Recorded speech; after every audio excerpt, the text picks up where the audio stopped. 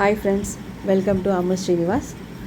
இது Saturday morning அம்மா வீட்டு பக்கம் ஒரு வேலையாக போயிருந்தோங்க. அப்போ எடுத்த வீடியோ தான். அப்போ போயிட்டுருக்கும்போது அங்கே வழியில் ஒரு பெருமாள் கோவில் இருக்குது.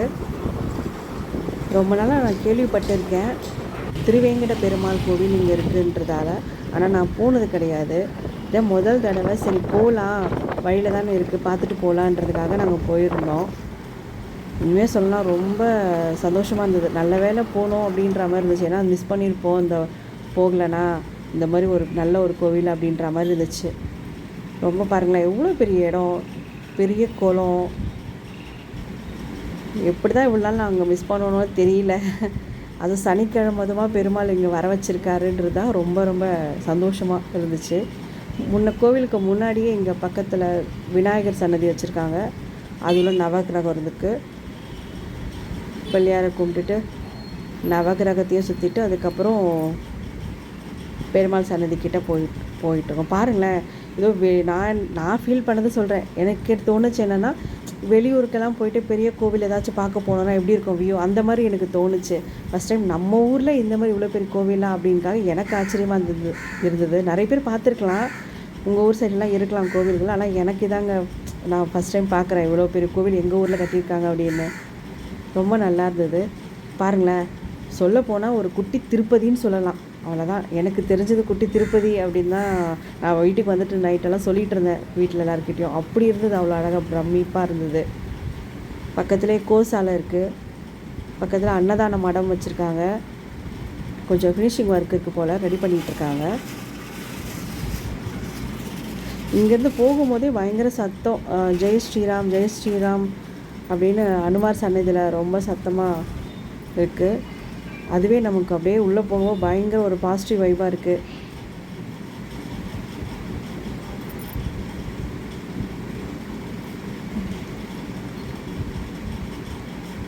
இது பெருமாள் சன்னதி உள்ள ரொம்ப மங்களகரமாக அழகாக இருக்குது. ஏன்னா சில பெருமாள் கோவிலில் நான் பார்த்த வரைக்கும், சில கோவிலில் சொல்கிறேன், கொஞ்சம் அப்படியே ரொம்ப நீட்டாக அதுவாக இருக்கும். அந்த விளக்கேற்றுற இடம் நான் பார்த்தது கிடையாது பெருமாள் கோவில். ஆனால் இங்கே நான் இருக்குது, மங்களகரமாக ரொம்ப நல்லா இருக்குது. நான் பார்த்ததால் எனக்கு தெரிஞ்சதை சொல்கிறேன். அங்கேயே அப்படியே விளக்கேற்றி கும்பிட்டுட்டு க்யூவில் நிற்க ஆரம்பிச்சிட்டோம். க்யூ ரொம்ப பெருசாலாம் இல்லை, ரொம்ப கூட்டம் கொஞ்சம் கம்மியாக தான் இருந்தது. நாங்கள் லேட்டாக வந்ததால் என்னமோ தெரியல, கொஞ்சம் கம்மியாக தான் இருந்தது சனிக்கிழமை. நான் பெருமாளை பார்க்குற வரைக்கும், சாமி கோயிலுக்கு போனால் இந்த வேண்டுதல் அந்த வேண்டுதல் நம்ம நினப்போம். ஆனால் இது வரைக்கும் நான் திருப்பதி போனால் கூட சரி, பெருமாளை பார்த்ததும் கட்டாயமாக கண்ணில் கண்ணீர் வந்துடும் எனக்கு. ரொம்ப தெரியல, அவர் பார்த்ததும் அப்படியே ஒரு பிரமிப்பாகவே இருக்கும். பாருங்களேன், அவரோட அழகை திருப்பதியில் பார்க்குற மாதிரியே இருக்குது. பாருங்களேன்,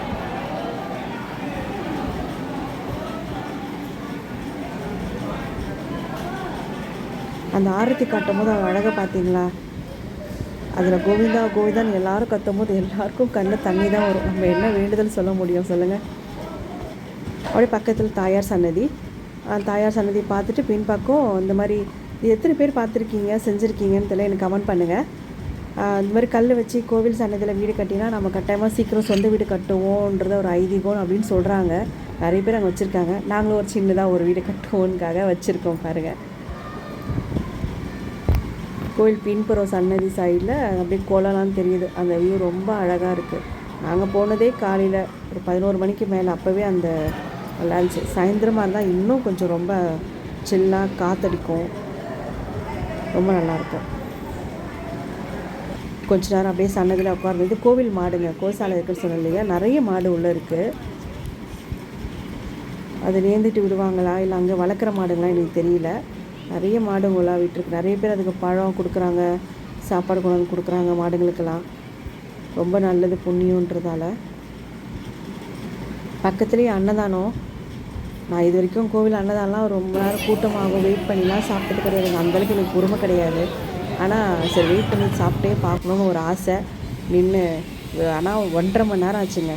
நின்று சாப்பிட்டுட்டு தான் வந்தோம். அது ரொம்ப ரொம்ப நல்லா இருந்ததுங்க சாப்பாடு. கோவில் சாப்பாடுன்னு சிலர் சொல்லுவாங்க இல்லையா, ஏன்னா கொஞ்சம் இப்படி இருந்தது அப்படி இருந்தது. நான் இங்கே ரொம்ப ரொம்ப நல்லா அருமையாக இருந்தது. கேட்டு போடுறாங்க. கூட்டு, பொரியல், ரசம், சாம்பார், வடை, பாயசம் ரொம்ப நல்லா அழகாக சாப்பாடு போட்டாங்க.